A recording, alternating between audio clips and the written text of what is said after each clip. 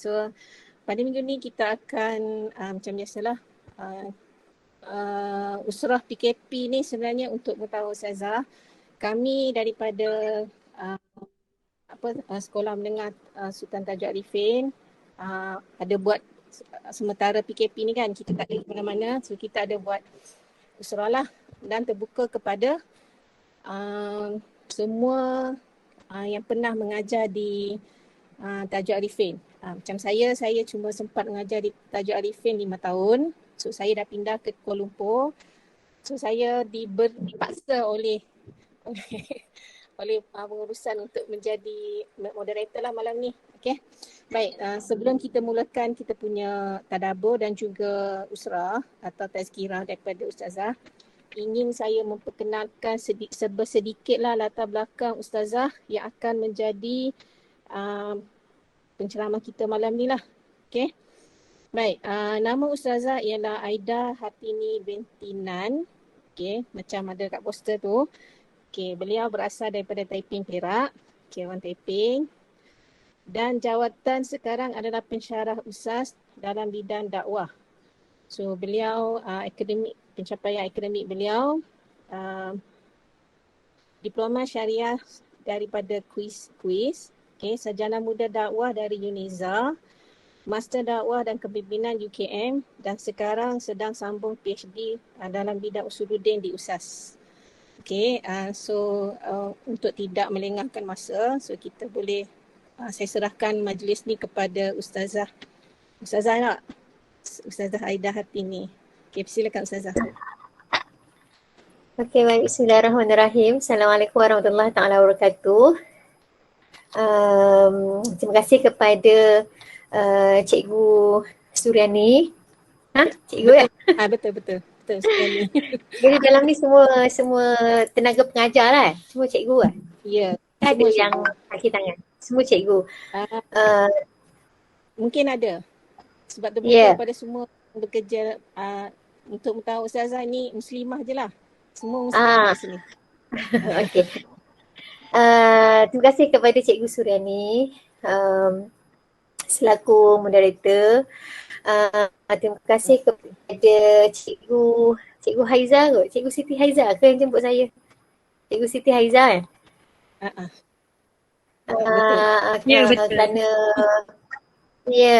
Kerana sudi menjemputlah saya untuk berkongsi sedikit ilmu yang berkaitan tentang pengurusan emosi. Sebenarnya tajuk ni adalah kata apa, benda yang kita lalui hari-hari kan. Tekanan emosi lah, stres kan. Perkataan stres tu kadang-kadang selalu keluar kan, tambah daripada mulut wanita. Stres lah, sikit-sikit stres, tekanan dan sebagainya kan. Jadi kita nak kongsi sikit. Dan melalui perkongsian ni insyaAllah kita boleh cek balik sama ada betul tak pendekatan yang kita buat selama ni untuk mengatasi stres kita, untuk mengatasi kita punya tekanan lah. Okay. Sebelum tu saya nak tanya, saya tak pasti line Ustazah ke yang break ataupun line daripada pihak sana. Okey tak line? Clear tak? Clear je suara Ustazah. Clear? Ya, okey. Clear. Okay. Saya dengar clear lah, kalau orang lain saya tak pasti. Sebab saya tengok kat kamera dia ada stuck tu, so saya takut saya yang stuck ke ataupun mungkin line daripada ni kot ya. Daripada kawasan masing-masing lah kot ya. Okey. Saya stop podcast dulu lah. Sebenarnya saya pun ada slide nak share, so guna slide boleh? Boleh? So saya Ustaz Zahid. Ustazah, boleh saya boleh share. Okey, saya dah stop dah share yang saya punya. Ustazah boleh tuliskan dengan Ustazah lah. Okey. So Ustazah kita tadabbur surah Maryam dulu kan? Ya, tadabbur surah Maryam. Sekejap ya saya. Sekejap ya. Sekejap saya keluar balik ni.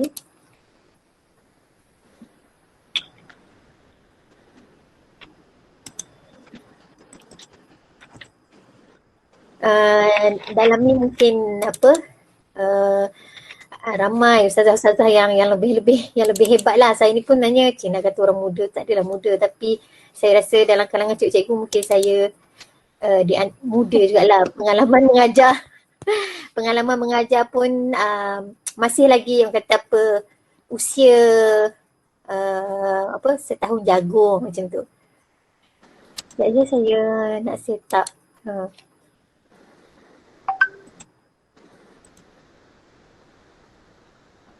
Okay.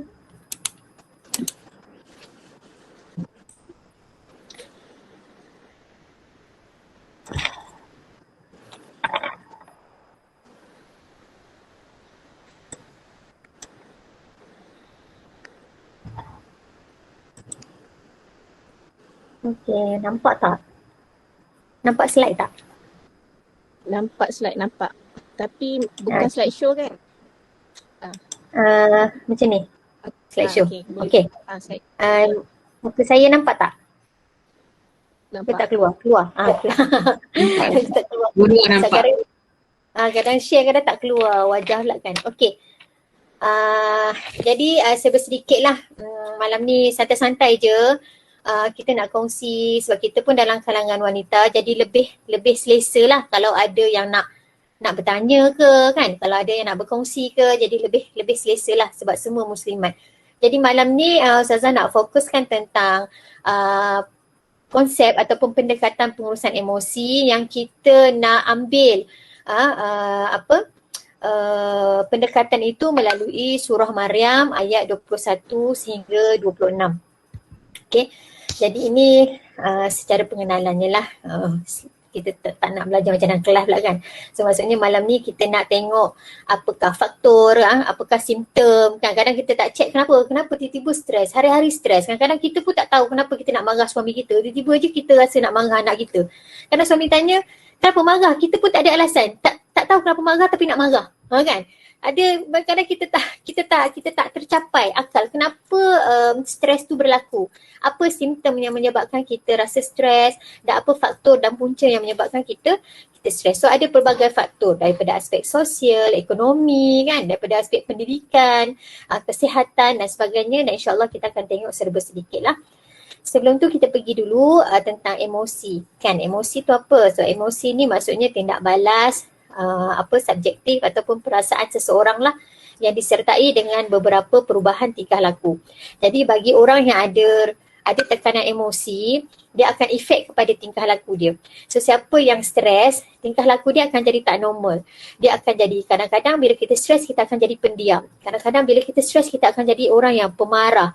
Kadang-kadang bila kita stres kita jadi orang yang makan banyak. Sebelum ni tak ada pun tapi bila stres je nak makan. Bila kita stres, kita tiba-tiba je rajin. Pernah tak? Selama ni malas tu normal. Bila stres je dia rajin. Tiba-tiba je nak lipat kain sebab tak nak bercakap dengan suami. Kan? Tiba-tiba je nak lipat kain, 3 raga. Settle. Kalau tidak tu bercinta nak habiskan 3 raga. Tiba-tiba hari tu selesai. Masak selesai apa? Sebab itu adalah tindak balas daripada emosi. Okey, tekanan. Tekanan ni adalah tindak balas seseorang terhadap sesuatu keadaan. Maksudnya bila kita stres dengan sesuatu, kita akan bertindak balas. Macam tadilah, sama ada kita tindak balas kita itu akan membawa kepada perkara yang positif ataupun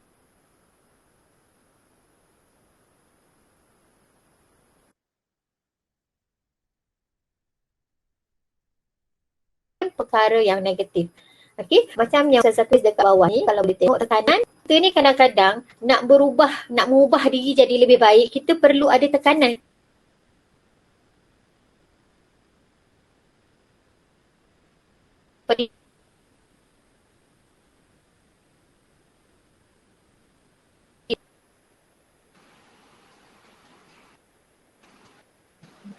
Ustazah lain, Ustazah macam tak ni kan?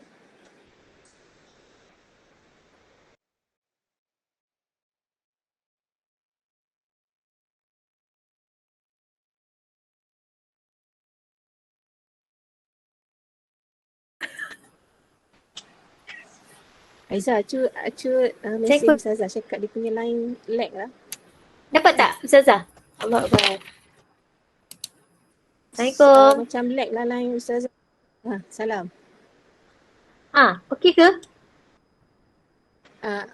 Ni okey, tadi lag sikit. Oh ya. Okay. Okey dah. So sekarang ni okey ke? Okey. Ya, okey clear. Saya share balik, dia dah lari. Minta maaf ya. Tak apa, lain memang macam tu, kita faham. Kan? Jadi salah satu daripada ni lah. Keburukan Daripada, ya. Okey, tekanan tadi. Okey, tekanan yang Ustazah kata yang membawa kepada positif ni kadang-kadang kita perlu kepada tekanan daripada orang lain supaya kita boleh tersedar, boleh macam celik minda. Kan? Bila orang perli, orang menyindir, so sindiran, kadang-kadang sindiran atau perlian itu adalah salah satu daripada tekanan lah yang menyebabkan kita terfikir. Mungkinlah kita tak berubah serta-merta, tapi mungkin bila balik rumah, betul juga apa dia cakap tadi ya. So kita akan berubah jadi lebih baik. Hasil daripada tekanan orang lain tadi. Kan? Tapi ada juga tekanan yang boleh menyebabkan keadaan yang lebih teruk. Kan? Jadi benda ni lah yang kita kena kontrol lah, yang kita kena kawal. Okey, simptom tekanan emosi daripada aspek fisiologi. Kita nak tahu kita ni tengah stres ke ataupun tak, kita kena tengok daripada aspek kesihatan lah, fisiologi, fizikal kita. Daripada aspek tekanan darah tinggi, kita pening kepala. Kadang-kadang salah satu contoh yang saya tulis kat sini adalah sakit perut, cirit-birit, itu adalah sebenarnya salah satu daripada tekanan. Simptom tekanan. Kita jadi pening kepala, kita jadi berdebar, jantung berdebar kan. Itu sebab kita punya darah tinggi naik. Okay? Itu simptom daripada aspek fisiologi. Daripada aspek psikologi pula, kita jadi, bila kita stres, kita jadi nak marah lah. Kita jadi nak marah. Kita jadi macam fed up, kita jadi putus asa kan. Bila anak tanya soalan, tengok mak tengok ni nak tanya matematik, sabarlah. Kak, guna perkataan sabar tapi dalam keadaan kita yang tidak sabar. So tingkah laku dengan perkataan dah jadi tak seiring. Itu juga adalah simptom tekanan. Kita tengah tertekan, yang kita buat. Okay. Lepas tu tingkah laku. Okay. Kita akan jadi orang yang kurang berdisiplin. Prestasi kerja merosot, kita akan jadi orang yang malas. So itu adalah efek ataupun bukan efek lah, simptom yang menunjukkan kita tengah stres. Tiba-tiba orang perasan, engkau kenapa hari ni selalu kadang pakai tudung sebab kita stres. Kita dah tak heran dah dengan kita adalah stres, banyak sangat kerja. Sebelum ni bolehlah nak melawar, pakai pin lah, apalah elok. Tiba-tiba bila stres je kita jadi di luar kebiasaan kita. Kadang-kadang orang perasan. So itu adalah simptom yang menunjukkan kita tengah stres. Okay, so ini faktor. Faktor-faktor yang menyebabkan kita stres. Kita sakit lah. Bila kita sakit, kita stres kan.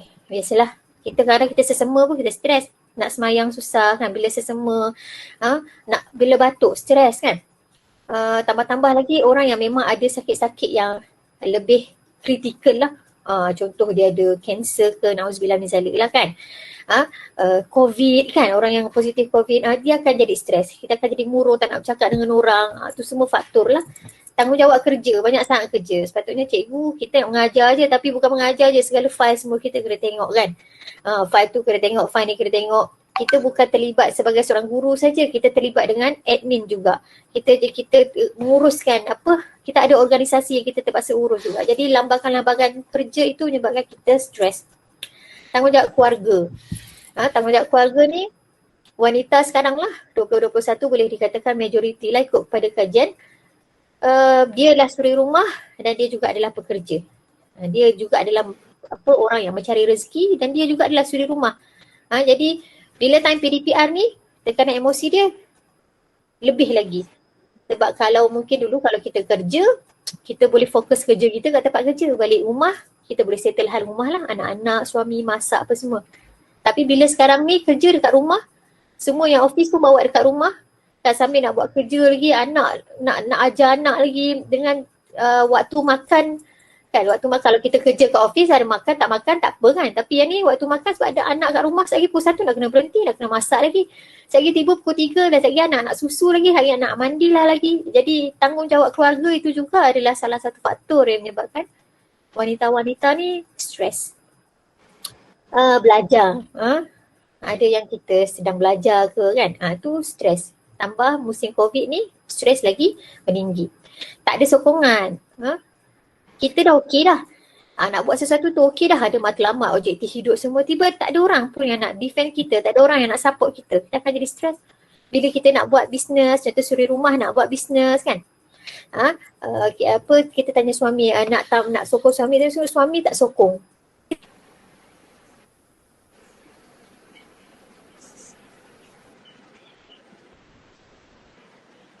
Family tak support, kawan-kawan tak support, so kita akan jadi stres. Okay? Tak ada perancangan kan. Buat sesuatu tu main buat aja. So kalau kita buat sesuatu tak ada perancangan, kita akan jadi stres. Tak tahu mana nak buat dulu. Nak lipat baju dulu ke, nak masak dulu ke, nak mana nak buat kerja dulu ke, kerja mana nak buat dulu. So hidup kalau tak ada perancangan, kita akan jadi stres. So semua kena rancang. Bahkan nak lipat kain pun kena rancang. Baju mana yang utama nak lipat dulu, baju mana yang tak perlu lipat, baju mana kena gantung je, baju mana je nak iron ni, tak payah iron semua, baju-baju kelawar nak iron juga, tu tak terancang benda tu kan. Baju-baju tidur nak iron juga, tak perlu, dia tidak dianggap sebagai aulawiyat pada masa tu kan. Jadi iron baju apa dulu? Ironlah baju kurung dulu, ironlah jubah dulu, ironlah baju-baju yang kita nak pergi kerja dulu. Lipat baju siapa dulu? Lipat baju anak-anak dulu, senang dia orang nak cari kan. Lipat baju yang mudah lipat. So lipat baju pada perancangan, apatah lagi hal-hal yang berkaitan dengan rumah tangga, kerja dan sebagainya. So tak terancang, kita akan jadi stres. Dan akhir sekali, ini adalah faktor yang paling utama, iaitu kurang penghayatan agama. Kita buat semua tapi kita tak hayati. Kan, kita tak cakap kita tak solat. Semua sekarang ni boleh dikatakan majoriti semua orang solat lah. Semua orang solat. Orang yang tak menutup aurat dengan sempurna pun dia jaga solat dia. So kita sekarang ni susah nak cari orang yang tak solat. Solat je, tapi mereka tak menghayati solat mereka. Sama ada solat tak cukup, solat di akhir waktu, yelah solat main-main, solat tak ada kekhusyukan dalam waktu solat. So kurang penghayatan dalam ibadah, dalam agama, menyebabkan kita stres kan. Sepatutnya solat itu akan membina hubungan kita dengan Allah kan. Akan menyucikan jiwa, akan jadikan kita jenis orang yang sabar, kita tak akan jadi orang yang pemarah. Tapi kita solat tapi kita ni jadi lagi nak marah anak. Kita solat tapi kita jadi lagi nak meninggi suara dengan suami. Kita solat tapi kita jadi macam nak bergaduh dengan majikan kita dan sebagainya. So kenapa? Apa punca? Sedangkan kita solat kan. So kita solat tapi solat kita tu tak ada penghayatan, tak sempurna. Okay. Setelah yang tu, so sekarang ni disebabkan malam ni kita nak tadabbur surah Maryam. Jadi siapa Maryam? Kan? Maryam tu siapa? Kita selalu kan sembang kita dah nak bagi kuliah dekat anak murid ke, kita nak bagi contoh kat anak-anak kita ke, supaya ikut dengan sifat Maryam dan sebagainya. Siapa Maryam ni? So kita sebagai wanita kena tahulah, menurut riwayat Bukhari dan Muslim, sebaik-baik wanita adalah Maryam binti Imran dan sebaik-baik wanita adalah Khadijah binti Khuwailid. So dalam banyak-banyak wanita di muka bumi, Maryam binti Imran dan juga Khadijah binti Khuwailid dinobatkan ataupun diangkat sebagai sebaik-baik wanita ciptaan Allah Subhanahu Wa Taala.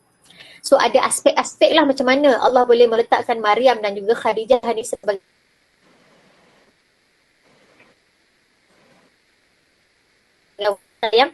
yang Maryam, Khadijah binti Khuwailid kita tahu. Jadi Maryam binti Imran. Jadi itu sebab kita ada surah Al-Imran bercerita tentang keluarga Al-Imran. Okey. Jadi menurut ulama, di antara keluarga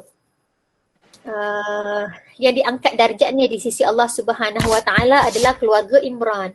Seperti mana di dalam surah Al-Imran ayat yang 33 yang membawa maksud, boleh tengoklah kalau ada Al-Quran, kerana nanti Ustazah nak buka ayat Al-Quran kat sini tak berapa nampak.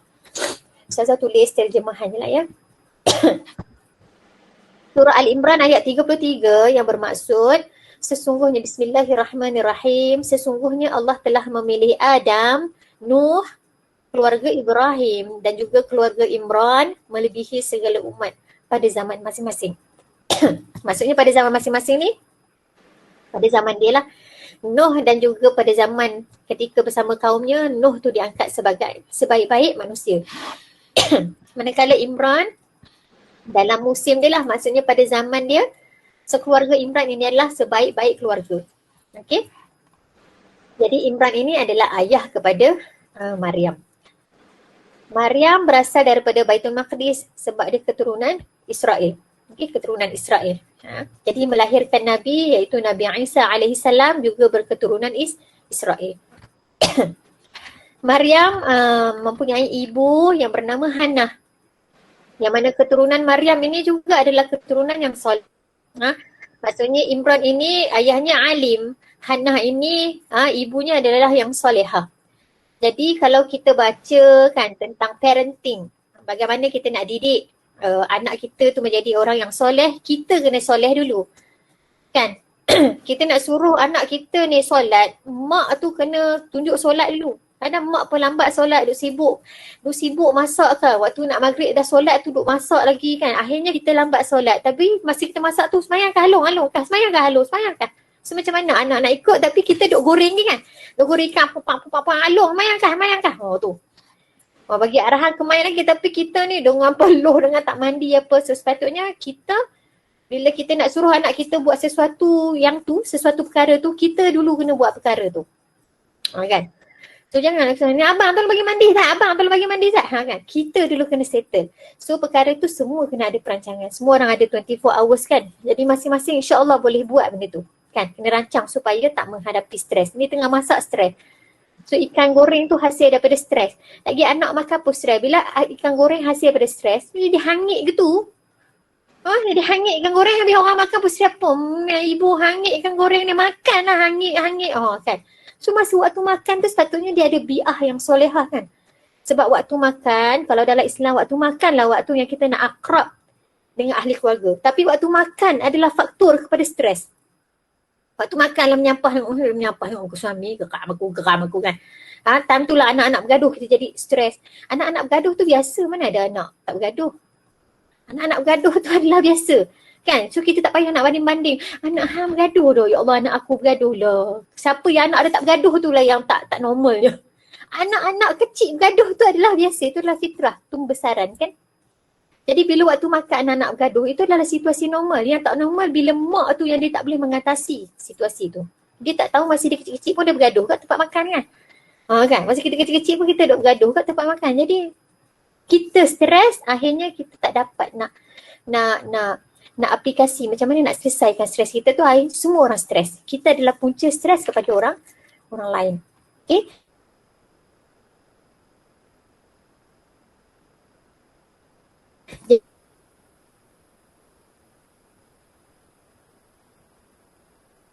Sekejap je lah. Yang ni belum masuk lagi.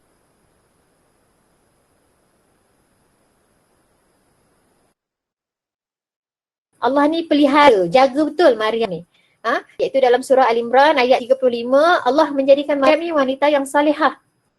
Yang bermaksud ingatlah ketika isteri Imran iaitu Hannah berkata, ya Tuhanku, sesungguhnya aku menazarkan kepada engkau anak yang dalam kandunganku ini menjadi hamba yang saleh dan berkhidmat di Baitul Maqdis. Kerana itu terimalah nazar itu daripadaku. Sesungguhnya engkaulah yang maha mendengar lagi maha mengetahui. So kat sini nak cerita tentang doa seorang ibu tu. Daripada anak dalam perut lagi kita dah beli doa dah. Kita dah minta dah pada Allah supaya jadikan anak kita yang dalam perut ni anak yang soleh. Kan? So bagaimana usaha kita? Doa-doa juga tapi kita kan?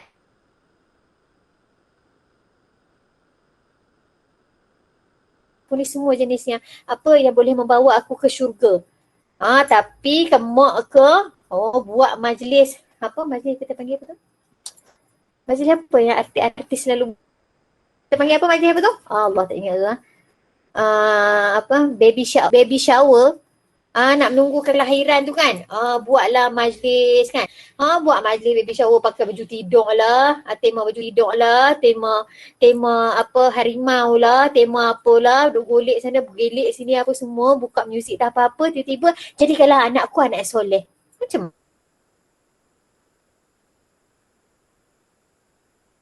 mana?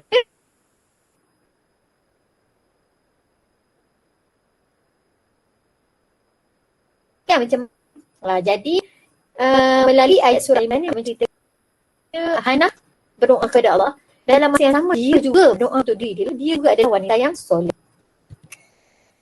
Itu pemeliharaan Allah lah. Yang kedua, Allah pelihara Maryam daripada kekasaran dunia. Dalam surah Imran ayat 36, maka tak kala isteri Imran melahirkan anaknya, dia pun berkata, Ya Rabbi, sesungguhnya aku melahirkannya seorang anak perempuan.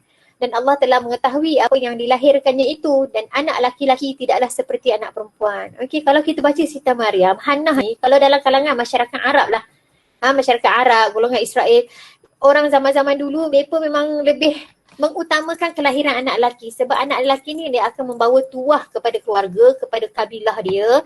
Boleh jadi panglima perang kan, boleh memanah, boleh ajar memanah, boleh ajar menunggang kuda. Jadi bila perempuan ni, mereka merasakan perempuan ni macam tak boleh buat apa, lemah lah, macam duduk dalam rumah aje. Jadi sama jugalah Hannah juga terpengaruh dengan budaya pada masa tu. Dia mengharapkan anak yang keluar tu lelaki, tapi rupanya perempuan. Yang mana Hannah kata sesungguhnya Allah dah tahu dah. Sebelum lahir pun Allah dah tahu dah, memang Allah jadikan anak dalam kandungan dia tu perempuan, iaitu Maryam. Okay. Jadi Hannah berdoa kepada Allah SWT supaya jaga Maryam ni. Kalau lelaki dia boleh jaga diri dia. Tapi disebabkan lahir perempuan dia risau sebab perempuan ni lemah. Maka Allah berdoa kepada Maryam suruh jaga anak-anak. Suruh jaga anak dia seperti mana dia jaga anak, seperti mana jaga anak lelaki. Jadi bagi jadi wanita yang berani lah. Allah juga pelihara Maryam daripada gangguan syaitan. Dalam surah Al-Imran ayat 36 yang bermaksud, Bismillahirrahmanirrahim, sesungguhnya aku telah menamakan dia sebagai Maryam dan aku mohon perlindungan untuk Maryam serta anak-anak keturunannya daripada syaitan yang terkutuk. Maryam dan Isa, kita kan baby kalau lahir memang akan dapat gangguan, kita panggil penyakit Ain. Penyakit Ain kan? Gangguan mata, gangguan syaitan kan? Baby ni kan dia ada syaitan dia, ada syaitan dia yang tersendiri yang tugasnya mengganggu bayi. Tetapi tidak kepada Maryam dan juga Isa. Kelahiran Maryam dan juga kelahiran Isa ini tidak diganggu oleh syaitan. Lahir dalam keadaan di bawah inayah dan juga jagaan Allah Subhanahu Wa Taala.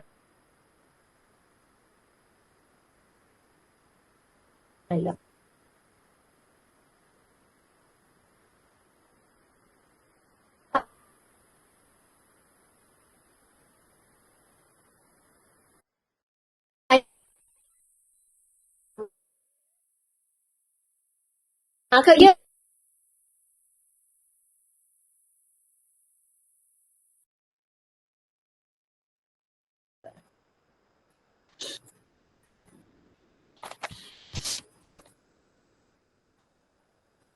okey, boleh dengar Zahar? Sangkut Ustazah. Okey. Ini okey? Okey dah. Okey, maka Allah mengadakan tabir yang melindunginya daripada mereka. Lalu kami mengutuskan roh kami iaitu Jibril kepada Maryam, maka ia menjelma di hadapan dalam bentuk seorang manusia yang sempurna. Kalau baca dalam kisah ni, Maryam ni masa ni sedang beribadah kepada Allah Subhanahu Wa Taala di atas gunung seorang-seorang. Berkhulwahlah, bersendiri dengan Allah.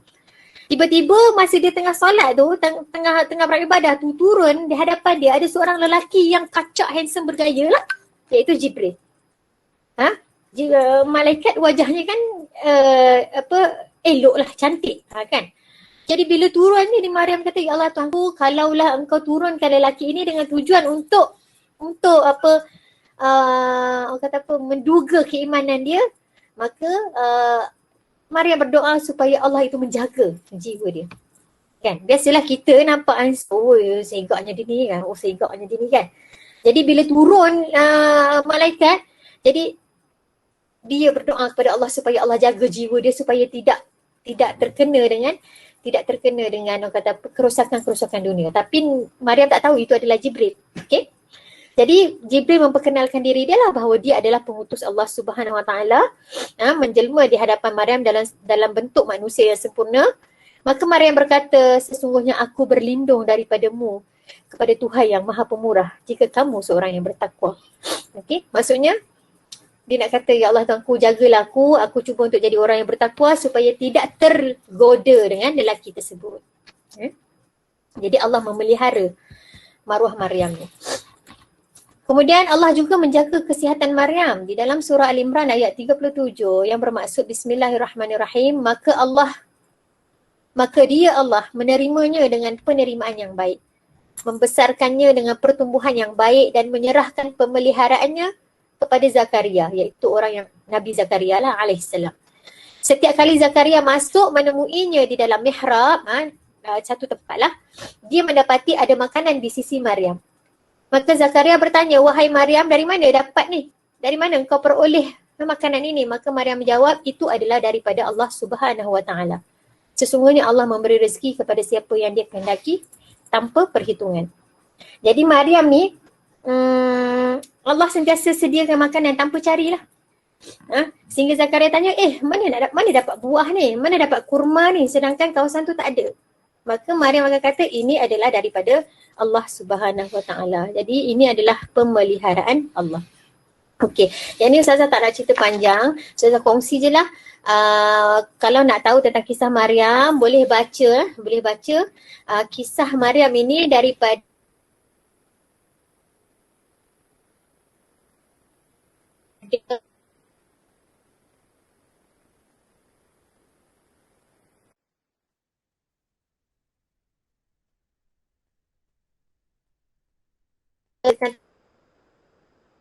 lahiran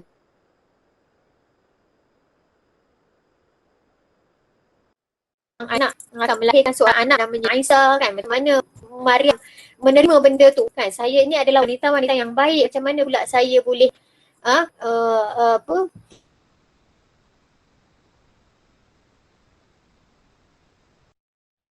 melalui kisah Maryam ini dalam surah Maryam itulah Ustazah terus nak pergi kepada sekat ya Allah. Boleh tak Ustazah Ustazah keluar sekejap, Ustazah tengok Ustazah punya connection line tu. Boleh? 2 minit. Boleh kan? Boleh Ustazah. Ustazah pergi tengok sekejap. Boleh. Okey, sekejap ya.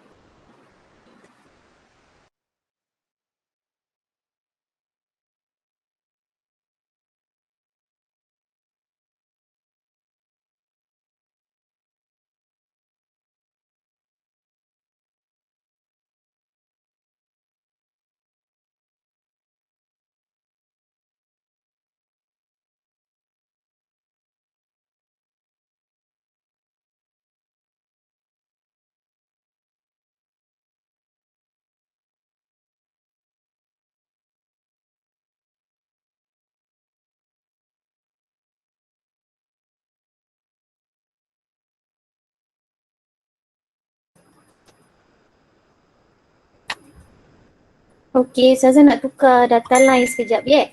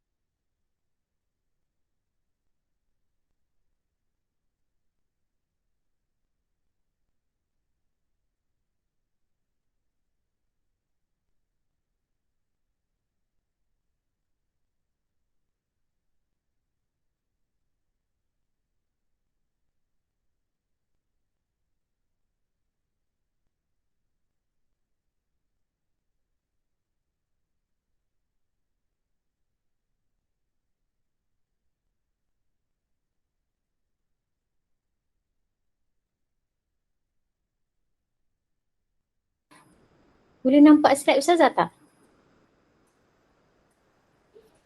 Nampak Ustazah. Nampak ya?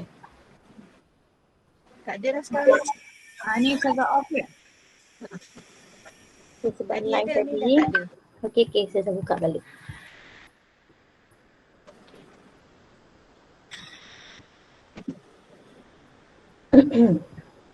Okey. Jadi kita nak pergi terus kepada pengurusan emosi melalui surah Maryam. Kat sini saya tak pasti, betul tak nampak je ayat Al-Quran ni. Nanti boleh rujuk dekat Al-Quran masing-masing lah ya. Okey. Daripada ayat 21 sehingga 26 ni, ada beberapa pendekatan yang Allah dah kongsi dah dengan kita yang kita boleh apply. Yang kita boleh aplikasikan dalam kehidupan kita yang kadang-kadang sebenarnya kita tahu pun tapi kita tak buat. Tahu pun tapi kita tak buat. Bila kita stres, kita jadi nak diam aja. Kan? Padahal banyak lagi pendekatan yang boleh kita buat untuk kita urus emosi kita. Okay? Jadi kita pergi kepada ayat yang pertama. Ayat yang 21 lah. A'udzubillahi minasyaitanirrajim. Bismillahirrahmanirrahim. Qala kadzalika qala rabbuk huwa 'alayya hayyin wa linaj'alahu ayatan lin-nas wa rahmatan minna wa kana amran maqdiyya. Yang bermaksud, ia menjawab, demikianlah keadaannya. Tak usahlah dihairankan. Maka Tuhanmu berfirman, hal itu mudah bagiku dan kami hendak menjadikan pemberian anak itu sebagai satu tanda yang membuktikan kekuasaan kami untuk umat manusia dan sebagai satu rahmat daripada kami, dan hal itu adalah satu perkara yang telah ditetapkan berlakunya. Jadi dalam ayat ni, kalau ayat sebelum yang Ustazah ada bagi tahu tadi, bagaimana Maryam ni dia terkejut bila dia nampak ada seorang pemuda berada di hadapan dia. Maka bila Jibril nampak Maryam dia gelisah, maka Jibril dia kata, wahai Maryam, aku adalah Jibril, utusan Allah Subhanahu Wa Taala. Ingin aku khabarkan kepada kamu bahawa kamu akan melahirkan seorang anak lelaki, yang mana anak lelaki itu akan diberikan namanya Isa. Jadi Maryam ni dia jadi gelabah lah kan. Dia jadi, kenapa pula aku nak kena mengandung kan? Sedangkan mengandung itu perlu ada perhubungan di antara lelaki dan perempuan. Dia kata, wahai Jibril, sesungguhnya aku ini adalah daripada kalangan wanita yang baik-baik. Bila Maryam cakap macam tu, maksudnya jelas menunjukkan dia tak pernah lagi melakukan ikhtilat lah. Berlaku apa-apa ikhtilat di luar syar'i. Maksudnya bersama dengan laki-laki yang bukan mahram dia. Okay, jadi itu adalah di antara ciri-ciri wanita salihah. Dia tak akan keluar dengan mana-mana lelaki yang bukan mahram dia. Tak kisahlah, kadang-kadang kita di tempat kerja, kadang-kadang kita terlepas pandangkan perkara ni.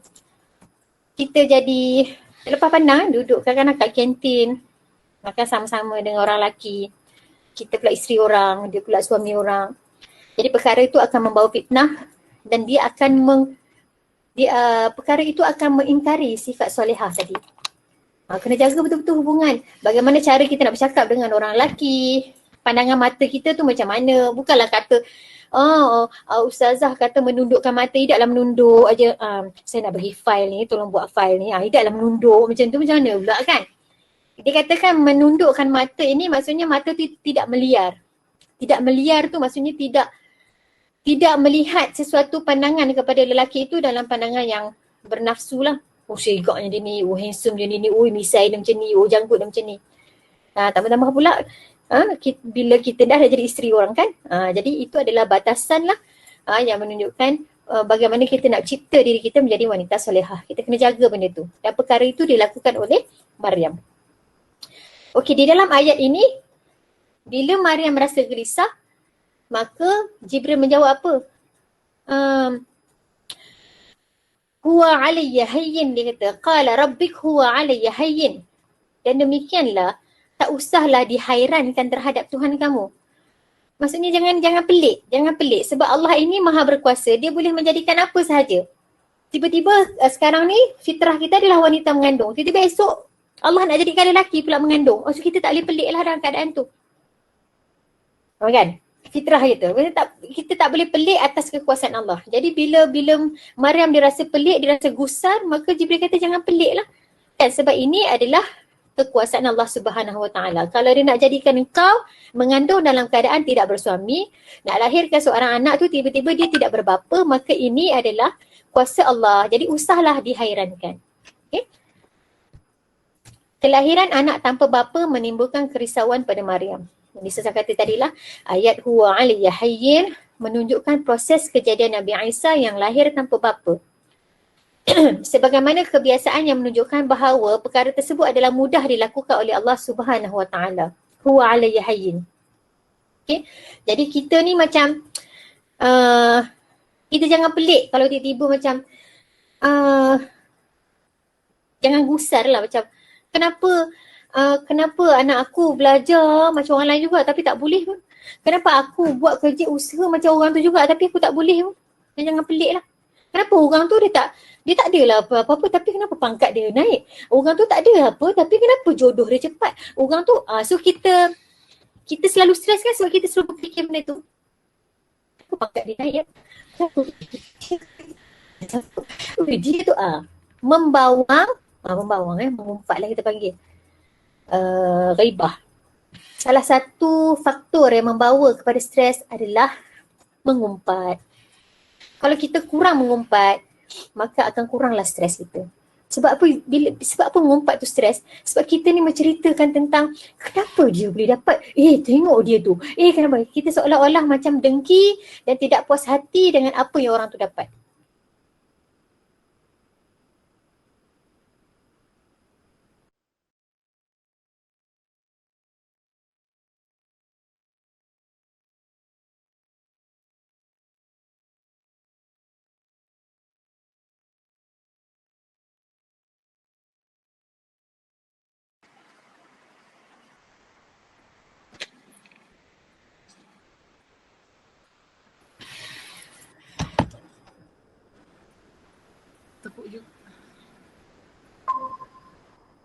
Ustazah minta maaf lah ya. Ya Allah, Ustazah tak tahu kenapa line Ustazah.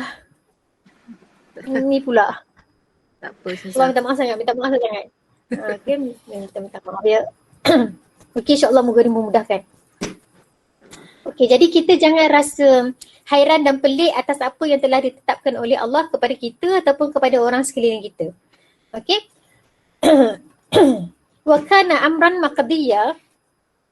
Ayat ini pula menunjukkan bahawa kejadian kelahiran tersebut merupakan kehendak Allah yang telah tertulis di Lauh Mahfuz dan pastinya akan berlaku. Jadi kita sebagai umat Islam yang percayalah kepada kejadian Lauh Mahfuz, konsep percaya kepada qada dan qadar, kena menerima ketentuan ni. Kena menerima atas usaha apa yang kita buat.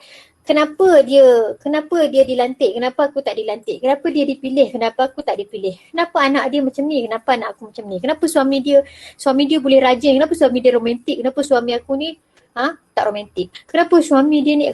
So itu akan menyebabkan emosi kita terganggu. Jadi kita tidak percaya kepada apa yang telah ditetapkan oleh Allah Subhanahu Wa Taala di dalam Lauh Mahfuz.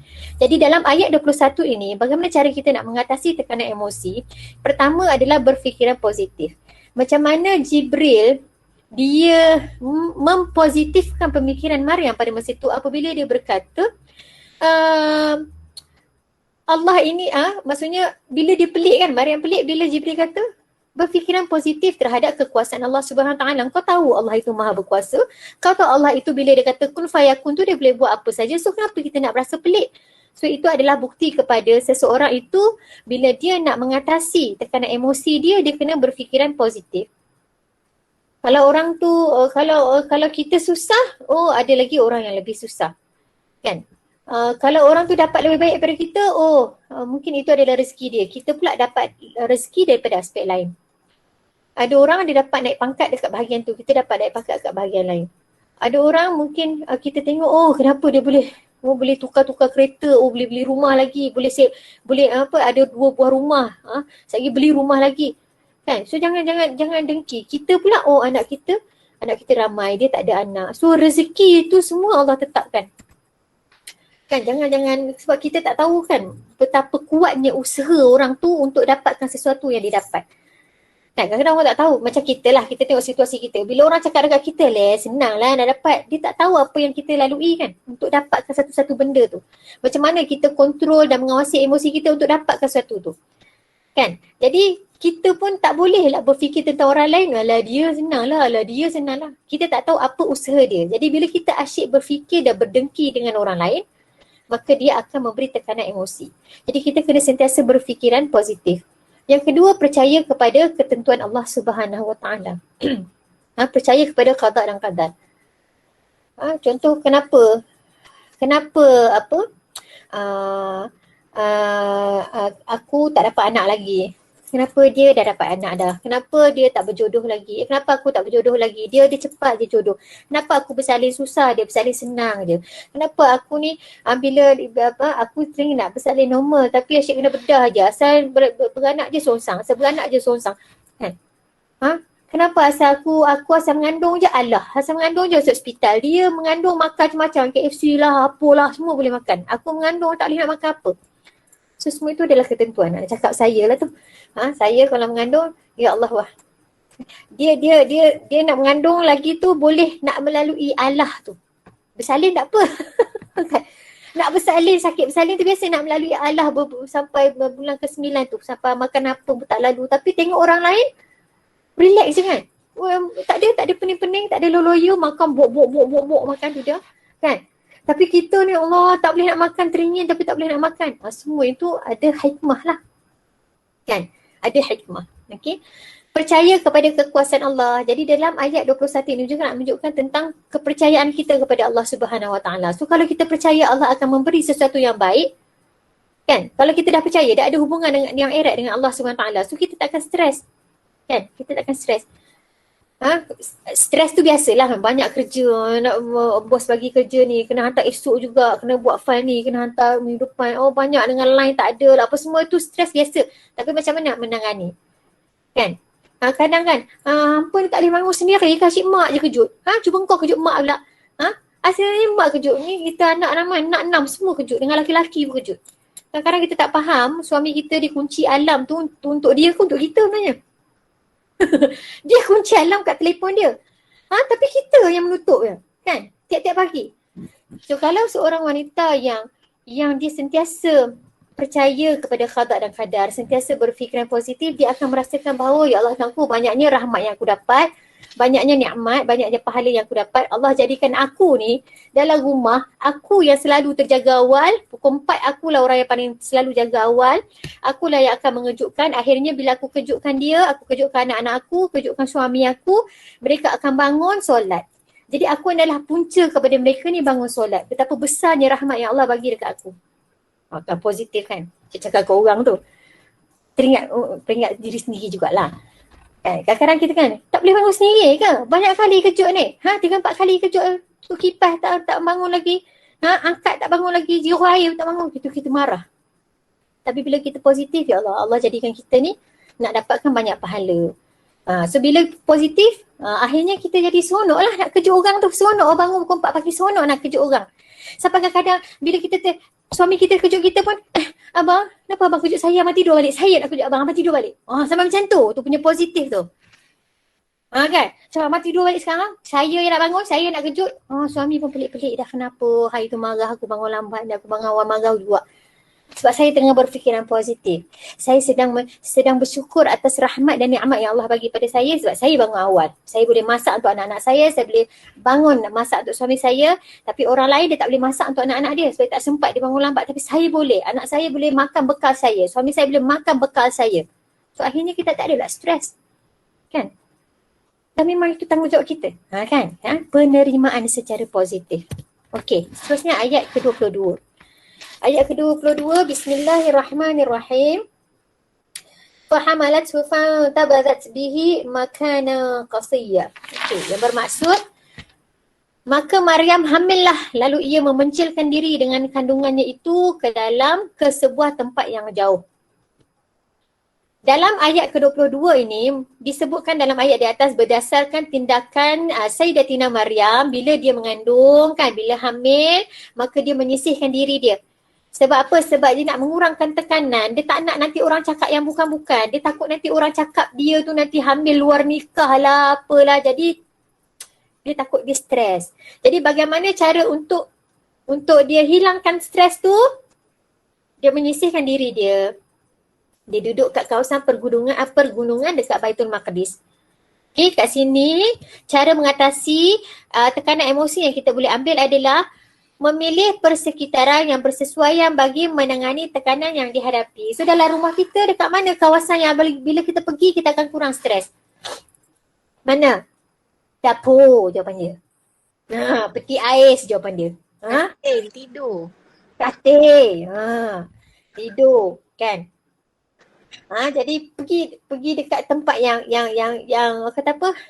Dapat mengurangkan tekanan emosi. Itu sebab bila kita kerja, kita stres, so kita binalah tempat kerja kita tu dalam suasana yang kondusif. Macam saya lah.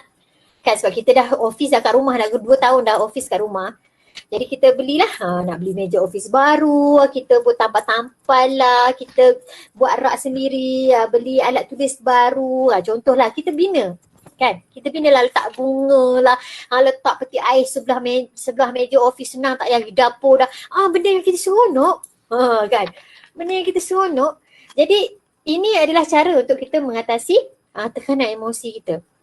Membina persekitaran yang kondusif, yang tenang. Belilah. Sekarang ni kan banyak viral yang living bau-bauan tu kan. Macam-macam bau ada. Bau oren, bau lemon lah, bau strawberry lah kan. Macam-macam bau ikan masin. Saya sedap bau ikan masin ni. Kita bau ikan masin sedap. Bau belacan sedap kan. Bubuh.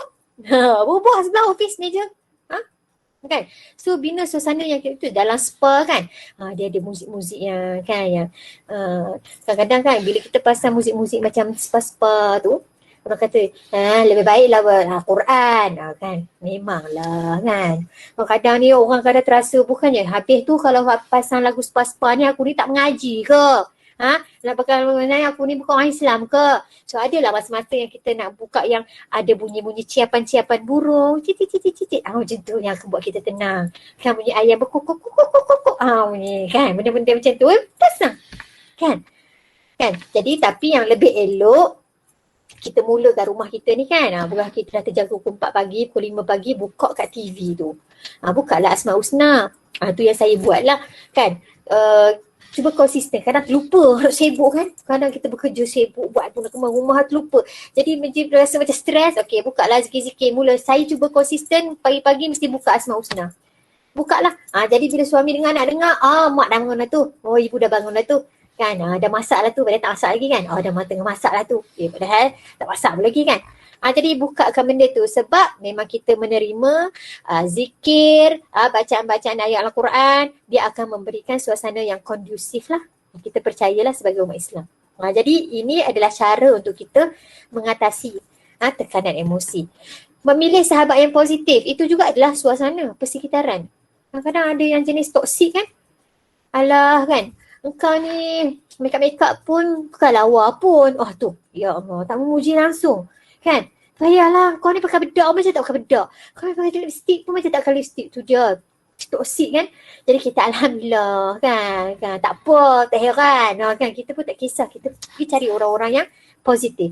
Kita nak jadi yang positif, kita kena cari orang yang positif. Kita nak jadi orang yang rajin, kita kena kawan orang yang rajin. Kita nak jadi orang yang banyak orang yang banyak menuntut ilmu, kita kena cari orang yang banyak menuntut ilmu. Kan? Ini nak jadi orang yang baik, cari orang yang suka mengumpat. Tak boleh. Kita nak jadi orang yang baik, kita pergi cari orang yang boros. Kan? Jom Shopee. Buang Shopee tu. Uninstall. Uninstall. Padahal kita dah tahu dah macam mana nak install balik. Kan? Hari ni uninstall, esok install balik lah kat Play Store tu. Payah kan? Sekarang ni semua Shopee. Selipar putus pun beli kat Shopee kan sekarang ni. Kedai kasut tak buka. Jadi tak boleh uninstall. Kena ada dalam handset. Jadi itu di antara cara-cara kan, cara-cara kita cari suasana yang positif, kawan-kawan yang baik-baik. Rehat secukupnya. Allah, payah juga nak dapat rehat secukupnya ni sebenarnya kan. Payah juga. Selagi kerja tak cukup, tak boleh letak kepala di bantal. Sebab perempuan ni tambah yang kerja, bila letak kepala di bantal je, selamat sampai esok. Habis masak pun tak, baju pun tak, sebab dia penat kan. Bila kita penat, nak rehat sekejap kan. Tengoklah dalam setengah jam macam tu kan. Ajak abang mak sekali, bukan setengah jam dah. Bukan setengah jam. Bangun sayang, 2 hari yang tidur ni. Allah! 2 hari dah kami tak makan ni. Allah! Sebab perempuan ni penat kan. Jadi kadang nak cari masa rehat tu susah. Itu sebab pengurusan tu kena penting lah. Kan, tak cukup tidur tu jadi biasa. Kan, jadi kita kena sihat melalui apa? Cara pemakanan. Macam tu pula lah. Okey. Seterusnya ayat 24. Mana pergi ayat 23? Ya, ayat 23 hilang. Ayat 24 terus lah. Tak ada periksa pun. Tak ada periksa pun. Pergi je ayat 24. Okey. Seterusnya ayat ke-24. A'udzubillahi minasyaitanirrajim. Bismillahirrahmanirrahim. Fanadaha min tahtiha alla tahzani qad ja'ala rabbuki tahtaki sariyya. Yang bermaksud, lalu ia diseru dari arah sebelah bawahnya, janganlah engkau berduka cita. Sesungguhnya Tuhanmu telah menjadikan di bawahmu ini sebatang anak sungai. Okey. Kalau dalam surah Maryam, bila Maryam dia melahirkan anak ni seorang-seorang dekat kawasan pergunungan, melahirkan anak Isa tu seorang-seorang, sakit seorang-seorang, tak ada siapa teman. Jadi bayangkan kita ni kan suami tak boleh masuk. Kenapa suami saya tak boleh masuk? Saya perlukan suami saya berada di sisi saya ni bila saya nak beranak ni semua kan. Stres beranak seorang-seorang kan, sakit kan. Dapat nurse pula, Tuhan ni marah kan. Marah, nak bagi anak keluar, anak ni nak mati lemah kan. Oh tu ya Allah, stres kan. Tapi Maryam kan bersalin seorang-seorang, mana ada saja apa kan. Lepas tu tadi induce ke apa ke tak ada. Tapi disebabkan Maryam ini di bawah inayah Allah, di bawah jagaan Allah kan. So kita tak payah fikirlah jauh-jauh. Maryam tu tumpah darah. Macam mana nak jahit tak jahit? Tak payah fikirlah sampai situnya. Tak payah fikir. Kita hanya percaya bahawa Maryam ini sentiasa berada di bawah perlindungan Allah. Cumanya biasalah Maryam ni manusia biasa, bila dia lahir dia risau. Dia nak bagi anak dia makan apa kan? Dia pula nak makan apa? Makanan yang dia makan mesti makanan yang sihat-sihat sebab nak produce susu yang sihat-sihat kan? Jadi itu sebablah turunnya surah yang ke-24 dalam surah Maryam ini, ada suara yang memanggil Maryam. Dia kata jangan risau, sesungguhnya Allah telah menjadikan satu sungai sebagai apa? Sumber rezeki untuk Maryam dan juga anaknya. Okey. Pertama, anak sungai itu wujud setelah malaikat Jibril. So ada banyak pendapat lah tentang sungai ni. Anak sungai itu wujud setelah malaikat Jibril, ataupun menurut pendapat yang lain Nabi Isa menghentakkan kaki. Maksudnya sungai tu mula-mula tak ada. Ada pendapat yang kata tak ada mula-mula, tapi lepas dia Isa lahir, so anak dia hentak-hentak kaki, maka lahirlah sungai tu. Ada juga pandangan lain yang mengatakan bahawa kawasan itu memang terdapat sebatang sungai yang asalnya kering, tapi lepas dia Nabi Isa lahir, air dia mengalir. Okay, jadi sungai ini memang dijadikan untuk rezeki Nabi Isa dan juga Maryam. Dalam ayat yang ke-24 ini, so apa yang kita boleh ambil pendekatan untuk kita mengatasi tekanan emosi? Pertama, hati yang gelisah dapat ditenangkan dengan menghayati keindahan alam. Menghayati keindahan alam. Ini betul lah termaktub di dalam kitab Ihya Ulumuddin. Penulisan Imam Al-Ghazali menyatakan bahawa keindahan alam ini, melihat keindahan alam adalah salah satu daripada cara untuk kita mengatasi tekanan emosi. Tengok bunga, tengok pokok, tengok burung, tengok langit, tengok laut, tengok sungai. Ada pokok kat luar kan? Kadang setengah orang tu dia suka pokok kaktus. Dia tengok, dia stres keluar tengok pokok kaktus, elok je dia. Kan? Dia jenis tanam sawi apa semua kan. Tengok muka lelaki tak boleh geram. Keluar tengok sawi. Lega rasa. Tengok sawi tenang. Kan? Dia tengok tumbuh-tumbuhan yang dia tanam, ya Allah menjadi. Ya Allah dia tanam cabai, ya Allah menjadi. Sihat-sihat dia jadi tenang. Ini memang dah ditulis oleh Allah Subhanahu Taala dan memang dah dibincangkan pun di dalam kitab Ihya Ulumuddin. Kan? Jadi kita pergilah tengok. Itu sebab tanam pokok adalah salah satu daripada cara untuk kita mengatasi tekanan emosi. Kan tanam pokok, tapi mesti jadilah. Tak jadi pula, dah stres pula kan. Tanam toge pun tak jadi. Saya ni tanam toge tak jadi. Tanam lain tak lagi kan. Okay. Jadi akhirnya pergilah gardenku. Kat Kuala tu kan ada gardenku. Beli pokok cabai, letak kat rumah, tengok. Kan. Wow, cabai ni merah kan. Tengok burung-burung, tengok langit kan. Okay. Jadi ada juga masa-masa yang sesuai lah. Janganlah kita tengah-tengah stres, anak tanya kan. Sudahlah, mak nak pergi Hulu Kenas. Pula dah tiba nak pergi Hulu Kenas. Kenapa mak? Ibu kenapa nak pergi Hulu? Mak stres, mak nak tengok sungai. Macam-macam pula mak ni tiba-tiba pula kan. Pergi mandilah kan dengan air yang tenang apa semua tu kan. Duduk je buat apa? Yalah, kita bertenang, kita panggil sebagai zikir. Zikir ni banyak takrifan lah. Zikir ni maksudnya sentiasa memperingati Allah. Salah satu cara memperingati Allah bukan sahaja dengan kita mengucap, maksudnya kita ucap tasbih kepada Allah, tapi kita melihat keindahan ciptaan Allah juga kita namakan sebagai zikir. So bila kita lihat keindahan ciptaan Allah ini, akhirnya akan membawa kepada ketenangan lah. Kita nampak kebesaran Allah SWT, tarik nafas, minum air, Nescafe, minum air masak, air suam semua, bangun sambung kerja balik. Kan, sambung kerja balik, jangan lama sangat. Jangan lama sangat tengok langit tu buat apa lama-lama kan. Masuk kerja sampah balik semua kan. Okay. Seterusnya ini ayat yang ke-25. Saya tak tulis atas tu. Ayat yang ke-25 tu, ayat 25 ke 26. Okey. Ayat 26 ni tak habis dari separuh saja sebab kita akan pergi dia ambil sikit sampai situ. Okey. So ayat yang seterusnya adalah ayat yang ke-25. Bismillahirrahmanirrahim. Wa huzzi ilaiki bijiz'in nakhlah tusaqit alayki rutaban janiba. Okey. Janiyah, rutaban janiyah. Okey, dalam terjemahan yang ke-25 yang bermaksud dan gegarlah ke arahmu batang pohon tamar itu supaya gugur kepadamu buah tamar yang masak. Maka makanlah dan minumlah serta bertenanglah hati dari segala yang merungsingkan. Okay. Jadi daripada ayat yang ke-25 ini, dalam kisah Maryam, Allah bukan sahaja mengalirkan sungai sebagai sumber rezeki untuk pemakanan kepada Maryam dan juga Nabi Isa, tetapi Allah juga menjadikan sepohon kurma yang dijadikan sebagai sumber makanan untuk Isa dan juga Maryam. Okay. Wanita yang baru bersalin akan mengalami tekanan emosi berisiko tinggi untuk mengalami tekanan jiwa berbanding masa-masa lain. So masa ni kan kita baru lepas bersalin. Jadi baru lepas bersalin tu lah yang macam-macam nak stres kan. Nak jadi apa kita panggil meroyan lah, batu apa dah, tak ingat lah pula. Batu meroyan apa? Kita jadi stres kan. Lepas bersalin macam lah. Macam tak pernah bersalin pula kan. Okey, orang yang lepas bersalin ni tekanan emosi dia berbeza sikit berbanding dengan wanita-wanita yang lain. Sebab dia baru habis banyak sangat tenaga. Tenaga orang yang bersalin ni tak sama dengan tenaga orang yang buruh, yang konon macam jadi buruh, buat apa semua nampak macam penat kan. Tapi sebenarnya wanita yang bersalin ni tenaga dia digunakan lebih banyak peratusan dia berbanding dengan orang yang kerja berat-berat. Urat yang digunakan, pemikiran yang digunakan masa nak bersalin tu. Ingat masa bersalin tu buat dek je ke? Terang ke tak? Pemikiran ni kita guna ni, emosi dengan tenaga semua bercampur dalam satu masa. Itu sebab kita penat. Itu sebab lepas bersalin tu kita jadi stres. Kalau orang tak tengok kita jadi stres, anak menangis jadi stres. Itu sebab kena ada pendekatan-pendekatan untuk kita atasi benda tu.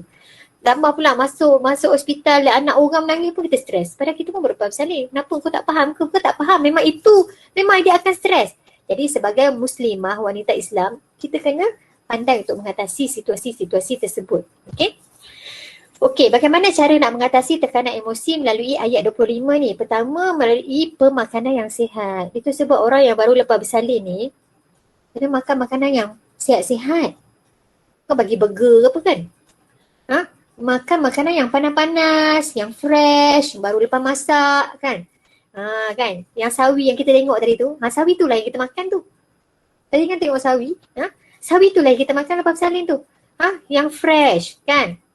Yang sihat-sihat, makan kurma, minum susu. Jadi kurma yang diketengahkan di dalam ayat 25 surah Maryam ni nak menjelaskan tentang pemakanan yang sihat. Makanan-makanan sunnah. Buah zaitun, kismis, anggur. Ini adalah makanan-makanan yang sihat. Tapi bukanlah bermaksud asal stres je nak beli buah anggur. Buah anggur pula tak nak biji pula. Bukanlah maksud macam tu. Maksudnya dan katanya pemakanan yang sihat adalah salah satu daripada cara untuk kita mengatasi emosi. Banyak sangat makan makanan yang berlemak ni, injap tersumbat kan. Banyak keluar peluh-peluh yang tak sihat. Akhirnya kita jadi stres kan. Sayur tak makan kan, makan nasi aja kan. Nasi gulai. Sayur tak makan, buah tak makan kan. So itu adalah salah satu pendekatan. Salah satu ya, bukannya itu je pendekatannya kan. Sesterahnya makan. Dah, salah satu dia adalah makan makanan yang sihat. Makan makanan yang mudah dihadam. Tu kunyah kan sampai kita boleh hadam kan. Makan anggur, kunyah lu. Makan anggur telan sebiji, mana boleh kan. Jadi kita kunyah ni mengikut sunnahnya 44 kan. Dia kata 40 kali, ada 44 kali, tapi tak sampai 44 pun. Sebenarnya jenuh anggur 44, cair macam tu yang masuk dalam kan. Maksudnya kunyah tu sampai lumat, sampai kita boleh hadam. Jadi tak adalah dia sembelit kan. Jadi bila kita sakit, perut sakit apa semua, dia akan memberi tekanan emosi kan. Makan makanan yang mampu memberi tenaga. Ini makan tea life, makan boba, mana tak ada tenaga benda-benda macam tu. Makan Maggi, tak ada tenaga kan. Sesekali nak makan boleh ke? Kadang kan kita dah dulu makanlah Maggi masa belajar kan. Save budget. Tapi bila dah tua-tua ni kita tak adalah nak makan Maggi sangat. Tapi kadang ada teringin kan. So teringin kita berbuat. Dia anak pelik-pelik ya. Ibu makan Maggi tak sihat, nanti otak. Wah, kita baru teringin nak makan ni kan. Bila masa pula dia datang ke dapur ni, makan senyap je kan. Jadi bukannya tak boleh makan langsung, boleh lah. Tapi kalau kita stres, salah satu puncanya sebab kita banyak sangat makan makanan yang tak sihat. Okey, yang terakhir adalah ayat yang ke-26. Bismillahirrahmanirrahim. Fakuli washrabi wa qarri aina fa imma tarayinna minal bashar ahadan faquli inni nadartu lirahman sawma falan ukallimal yawma insiya. Okey, yang bermaksud maka makanlah dan minumlah serta bertenanglah hati dari segala yang merungsingkan. Kemudian kalau engkau melihat seseorang manusia, maka katakanlah sesungguhnya aku bernazar, diam membisu kerana Ar-Rahman. Aku diam kerana Allah. Setelah aku menyatakan yang demikian, maka aku tidak akan berkata-kata kepada sesiapa pun daripada kalangan manusia pada hari itu. Jadi kalau kita baca kisah Maryam yang macam ayat yang saya tunjuk tadi 21 sampai 35, boleh baca kisah Maryam macam mana bila dia dah melahirkan, dia bawa tunjuklah anak tu dekat orang-orang Israel. Maksudnya orang kampung lah, kaum dia. Maka kaum dia kata, oh ni anak luar nikah, kau adalah wanita yang hina, melakukan hubungan sulit dan sebagainya. Maka Maryam kata apa? Sesungguhnya aku bernazar, bila aku dapat tekanan-tekanan macam tu, bagaimana cara untuk aku mengatasinya? Aku diam. Kita tak respon. Kalau kita jadi respon, kita nak melawan, alah engkau lah, alah engkau yang, alah kita nak melawan dengan dah, kita jadi stres kan. Keyboard warrior ni, orang WhatsApp kita nak WhatsApp ambil laju kan. Bila buat tesis, buat assignment, buat tugasan, slow kan. Kita lah kalau buat tugasan, ngantuk tak ada idea. Tapi kalau nak membawang, kalau nak keyboard warrior, laju. Sambil masak, tangan tangan menggoreng ikan masak. Tu kalau nak membawang tu. Bawakan tenaga tu dalam bekerja. Tenaga membawang tu bawa dalam bekerja. Ini bila dalam meeting, silakan cikgu ada apa-apa idea, silakan cikgu. Saya cakap pun saya tak ada idea, saya ikut dia lah. Tu. Jadi tak ada idea kan.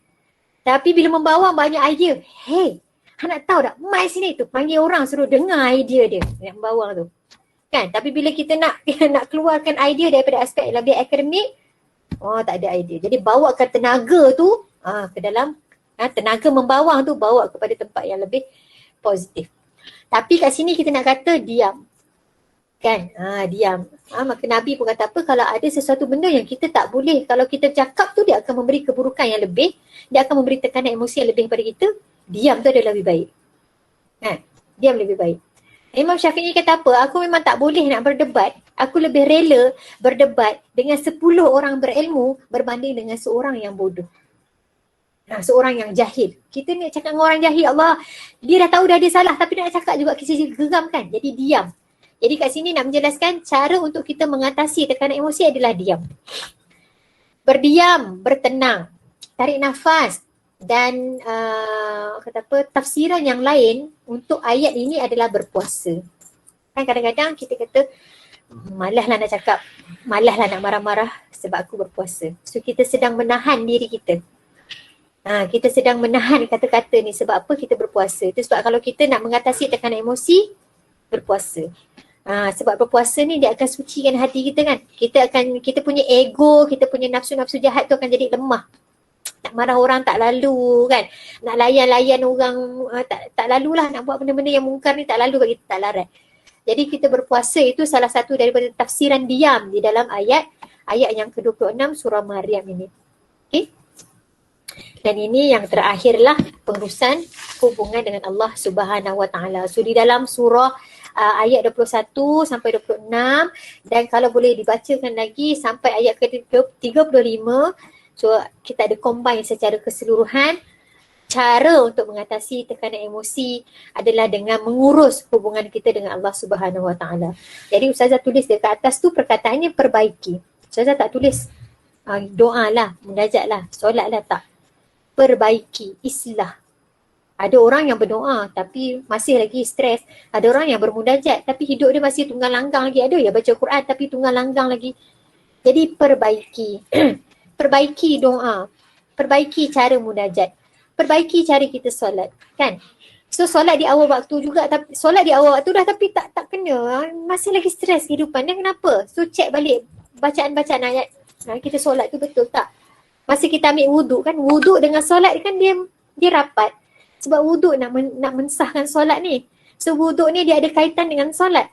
Kan? So kalau waktu wuduk pun kita tak menjaga, waktu wuduk lah kita membebel kat anak kita tu. Kan? Cepatlah long kau ni kan. Masa kita basuh tangan, masa tu lah yang kita nak tutup api tu.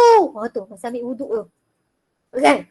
Tutup api tu, cepatlah. Kan? So kita tak fokus waktu kita sedang berwuduk tu. Sedangkan wuduk itu dia ada kesinambungan dengan kekhusyukan solat tersebut. Kan? Masa time solat lah nak suruh nak order kan. Bang, beli kucai, beli toge, beli masa nak ambil wuduk tu. Kan?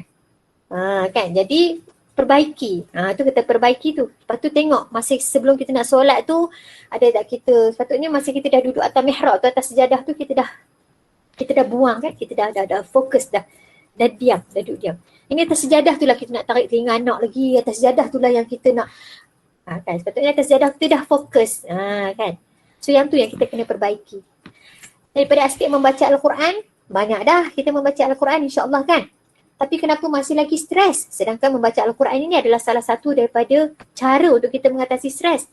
Kan? Baca Al-Quran sebab apa? Baca Al-Quran bagaimana? Makhraj betul ke tak? Tajwid betul ke tak? Itu sebab hukum belajar tajwid ini adalah fardu ain. Maksudnya wajib. Kan? Kalau kita tak belajar betul-betul membaca Al-Quran, so macam mana kita nak lunaskan bacaan dalam solat kita? Kan? Walak dolin apa kan? Loh, rupanya selama ni nak baca dolin. Jadi, tak tahu kan? Jadi kita tak boleh tak tahu. Kita kena belajar. Betul ke sebut makhraj macam ni? Betul ke? Alif dengan ain betul? Sa dengan sin dengan sa, zal dengan zai. Betul ke? Khaf dengan kaf macam mana sebut? Kha macam mana sebut? Jadi benda-benda macam tu adalah perbaiki kita panggil. Kan? Lepas tu baca Al-Quran tu adalah sebab nak khatam je tu. Okay, hello, juzuk 26 dah. Tak boleh jadi. Auzubillah. Tu. Maksudnya kita punya niat untuk khatam. Niat khatam tu bagus dah. Tapi kalau semata-mata untuk khatam, I khatam dulu. I dah habis dulu kan bulan Ramadan. Saya dah habis dah ada khatam dah. Kita nak belum berkhatam. Rupanya baca tak betul. Kan? So macam mana nak dapat? Kan? Kemarin lagi khatam tak? Kemarin lagi buat tadarus semua. Tapi pergi bazar Ramadan, nak tu, nafsu tak boleh kawal. Sepatutnya Al-Quran tu dia boleh kawal nafsu kan? Kan? Dia boleh mengatasi, aduh aku apa nak buka puasa ni? Ya Allah, nak masak lagi. Aduh, balik kerja nak masak lagi kat anak-anak. Kita stres nak masak buka puasa. Sedangkan kita duduk tadarus tu. Bismillahirrahmanirrahim. Rupanya tadarus tu tak memberi efek pun kepada emosi. So memperbaiki kaedah membaca Al-Quran, matlamat membaca Al-Quran. Dan akhir sekali berzikir. Zikir ni yang betul-betul zikir lah. Yang betul-betul zikir. Maksudnya bukan zikir yang kita duduk melatah tu. Setengah melatah kan. Apa, itulah Ustazah selalu kadang-kadang kot duduk gurau-gurau dengan makcik-makcik Ustazah lah, mak-mak menakan kan, melatah sebut macam-macam kan, macam-macam keluar melatah ni, tak payah cakap lah kan. Ustazah kata melatahlah zikir kan, Allahu Akbar, macam tu jatuh kan. Oh pucut, tengkorak hang, macam-macam keluar kan. Al-Fatihah, dah semua orang baca Al-Fatihah. Seronok macam tu melatah Al-Fatihah gitu. Al-Fatihah, tu melatah Al-Fatihah. Zikir ni dia ada dua. Zikir hasanah dengan zikir darajah. Zikir hasanah ni adalah zikir biasa yang kita buat, yang mana bila kita sebut kita akan dapat pahala, itu sebenarnya hasanah, zikir yang baik. Macam contoh kita sendawa Alhamdulillah, kita sebut tu kan. Bila kita menguap, Astaghfirullahalazim kan. Bila kita nampak sesuatu yang kita takjub, ya Allah subhanallah kan. Dapat sesuatu Alhamdulillah, itu kita panggil sebagai zikir hasanah. Tetapi proses pengurusan hubungan dengan Allah untuk kita mengatasi tekanan emosi, kita buat yang kedua, iaitu zikir darajah. Zikir darajah ni apa? Iaitu zikir yang betul-betul fokus untuk zikir yang ada teori dia, yang ada kita panggil apa? Tips dia. Contoh macam kita ada zikir Fatimah. Kan, zikir 99 la haula wala, kita 33 kali subhanallah, 33 kali walhamdulillah, 33 kali Allahu Akbar, last kali apa dia? La haula wala quwwata illa billahil aliyil azim. Jadi 100 kali. So kita gunakan zikir Fatimah ini sebagai cara untuk kita mengatasi tekanan emosi. Pagi-pagi sebelum nak lepas subuh tu memang kita nak buat subhanallah, subhanallah, subhanallah, subhanallah. Tak apalah bila tak datang zauk tu lagi. Maksudnya tak ada rasa macam aku ni dah 33 kali tak ada rasa apa-apa, orang tak nak marah je. Tak apa. Buat je dulu. Kan? Buat sampai selesa. Jangan macam buat sampai berjaya. Jangan macam tunggu stres baru buat, tak. Buat sampai kita tak ada stres. Macam orang katalah, jangan tunggu kaya baru nak sedekah. Sedekah sampai kita yang sendiri jadi kaya. Kan? Jangan nak tunggu dah tua baru nak pergi masjid. Pergi masjid sampai tua. Macam tu. Kan? Jangan nak tunggu dah tua-tua nantilah baru nak macam puasa-puasa sunat ni. Tak, puasa sunat sampai tua. Baru betul. Kan? Sama juga macam kita berzikir ni. Bukan nak tunggu-tunggu stres baru berzikir, tak. Zikir sentiasa sampai kita ni hidup tak stres. Zikir pun stres lagi, tak apa. Kan? Solat sampai baik, bukan nak tunggu baik baru solat. Nantilah aku ni ya Allah baca pun tak apa-apa lagi, aku ni tak adalah baik sangat, aku ni bukan ustazah, nantilah solat tu salah. Kan aku ni tak tutup aurat pun, nantilah aku solat, tunggu aku macam nak dapat hidayah dulu. Hidayah bersepah. Kat rumah Al-Quran berlambak-lambak, YouTube berlambak-lambak, cerita pasal berkuliah, macam-macam. Kita yang tak nak pergi kepada hidayah tu. Jadi solat sampai jadi baik. Macam tu. Solat sampai kita tak stres. Zikir sampai kita tak stres. Jangan stres, barulah zikir. Okay? Jadi ini yang terakhirlah untuk slide kita insyaAllah pada hari ini. Jadi secara kesimpulannya, tadabbur kita pada hari ini melalui surah Maryam ayat 21 sampai 26, boleh baca balik insyaAllah. Kita mengaplikasikan apa yang telah diajar oleh Allah Subhanahu Wa Taala kepada Maryam, bagaimana cara nak mengatasi ketika Maryam tu berada dalam keadaan stres ketika proses kelahiran Nabi Isa alaihi salam. Wallahu a'lam. Ada nak tanya ke? Ke habis je? Okey, kawan-kawan ada nak tanya tak? Kakak-kakak, adik-adik ada persoalan yang nak diajukan kepada Ustazah?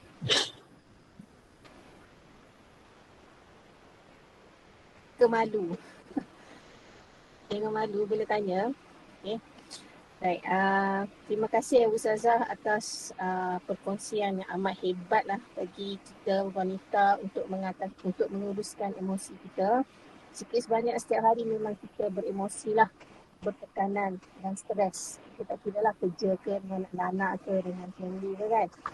So memang macam Ustazah kata, kita sentiasa berfikir kan. Kita sentiasa memperbaikikan amal ibadat kita. Okay. Saya nak share lah, saya dah bukan nak cakap saya baik, tapi saya memula zikir Fatimah ni dalam 2 minggu macam tu lah, baru je. baru tersedar kan, baru tahu. Okay, saya sebelum tidur, saya akan berzikir Fatimah dulu. Lepas tu saya baca lah ayat-ayat lain tu untuk tidur kan.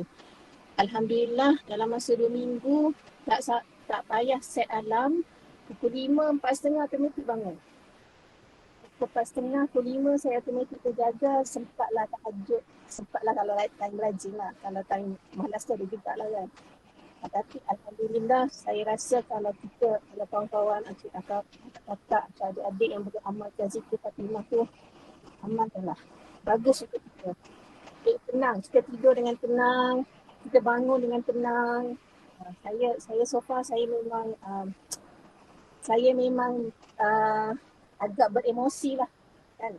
Saya jauh tinggal dengan anak-anak je. Lepas tu saya memang beremosi. So, saya mencari sesuatu untuk mengatasi emosi saya bukan stres saya dari segi kerja. Sebab saya bekerja di tempat baru dan mengajar di tempat baru. Tiba-tiba kita PKP kan. So online dengan budak-budak, tahulah budak PL ni macam mana kan, memang stres. Tapi Alhamdulillah saya cari sesuatu yang macam Ustazah sarankan tu memang saya ikut lah. Tapi saya belajar melalui, saya tak adalah pergi dengan ceramah yang lain-lain tu kan. Saya cuma dengar melalui YouTube, macam tu je lah. Sedikit perkongsian saya lah. Kalau siapa-siapa ada pertanyaan, boleh saya buka sekarang ni, kita bagi 5 minit lagi kot. Boleh Ustazah? Ada nak tanya, satu lagi lah Ustazah kongsi, solat duha. Solat duha kalau selagi mampu buatlah. Sebab solat duha ni dia adalah pembuka rezeki kan. Kita rezeki ni kita bukan nampak daripada aspek material saja. Rezeki ni daripada aspek pengurusan emosi juga ada rezeki. Kita dapat kehidupan yang tenang tu adalah rezeki. Berapa ramai kita tengok orang yang kehidupannya, ya Allah kan, macam-macam ujian datang pada diri dia, akhirnya macam bunuh diri kan, jadi bunuh diri, jadi stres, murung. Jadi bila kita dapat kehidupan yang tenang, itu sebenarnya adalah rezeki. Macam kita dah kata, dapat kawan yang baik adalah rezeki, dapat ibu bapa yang baik adalah rezeki, dapat mertua yang baik, itu semua rezeki tu. Dapat office mate yang baik itu adalah rezeki. Tak semua orang dapat. Dan salah satunya adalah emosi. So emosi yang baik adalah rezeki. Macam mana cara kita nak dapatkan emosi yang baik itu adalah melalui solat duha. Kan, solat duha. Sampai pukul 8 je solat lah. Kan, pukul 8 solat sebab kita dah lalang duduk kat rumah kan. Kadang semua orang tak bangun lagi kan. Pukul 8 tu semua tak bangun lagi. Masa tu kita luang masa, me time lah kita kata kan. Luang masa tu kita pukul 8, pukul 8.30 buat solat 2 rakaat. Tak payah minta apa-apa pun, tak payah menjurus fokus sangat pun. Kita hanya ya Allah Tuhanku berikan ketenangan. Kan. So kita akan insya-Allah satu hari tu kita jadi orang yang bertawakal lah. Kita dah minta pada Allah, so minta Allah kita bertawakal lah. Akhirnya bila kita tawakal, kita akan jadi seronok nak memasak seronok macam okey hari nak makan apa. Kan. Ada tak masa-masa yang kita rasa macam hari ni nak masak yang macam sedap lah. Hari ni anak nak masak nasi ayam lah, anak suka. Hari ni suami nak masak ni lah. Hari ni tiba macam nak pergi pasar lah hari ni. Hari nak beli. So itu maksudnya kita punya emosi terbaik. So kita tengoklah apa yang kita buat sebelum ni yang menyebabkan emosi kita jadi baik. Dan kita boleh gunalah pendekatan tu. Okay, tak ada kawan-kawan?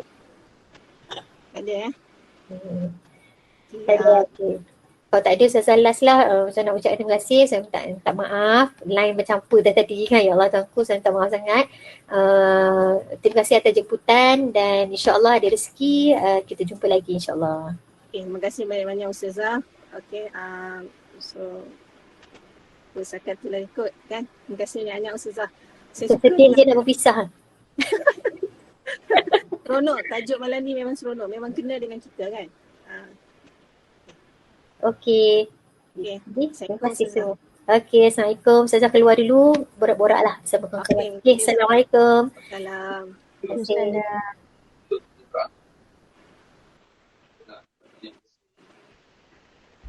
Tinggal kita dah. Okey.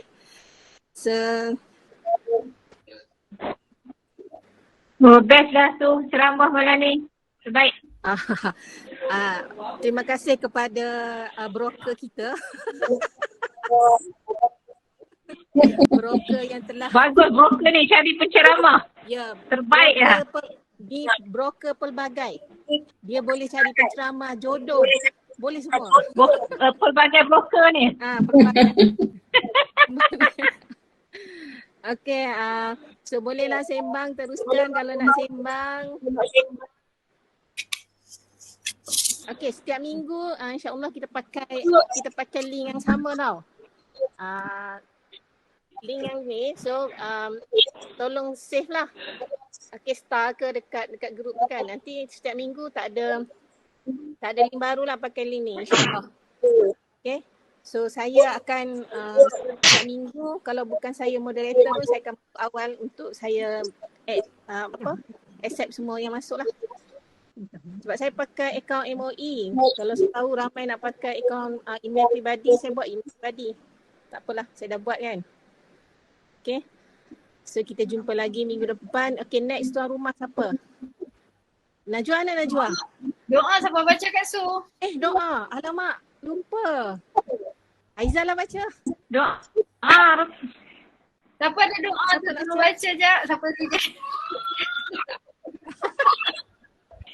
Kak Ida baca doa sekejap. Saya lupa lah Kak Ida. Ya Allah. Sorry. Kak Cik Mah ada kot? Cik Mah baca tak? Okeylah. Cik Ma ready lah tu. Pandai lah. Bagus Cik Ma. Memang nak baca dah sebenarnya. Pandai lah. Betul lah, cari lain. Bismillahirrahmanirrahim. Alhamdulillahirabbil alamin wassalatu wassalamu ala asyrafil anbiya'i wal mursalin wa ala alihi wa sahbihi ajma'in. Allahumma inna nas'aluka lisanan tiban bi dzikrik wa qalban maf'uman bi syukrik wa banahina layna bi ta'atik. Allahumma inna nas'aluka imanan kamila wa nas'aluka qalban khashi'an wa nas'aluka ilman nafi'an wa nas'aluka dinan qayyiman wa nas'aluka yaqinan shadiqan wa nas'aluka al-afiyata min kulli baliyah wa nas'aluka tamamal ghina nas wa naqatal iman bik wa jamil tawakkuli 'alaik wa ahya bi ma'rifatik wa amidha 'ala syahadah fi sabilik innaka ni'mal maula wa ni'man nasir. Allahumma amin. Sallallahu ala sayyidina Muhammad wa ala alihi wa sahbihi wa sallam walhamdulillahi rabbil alamin.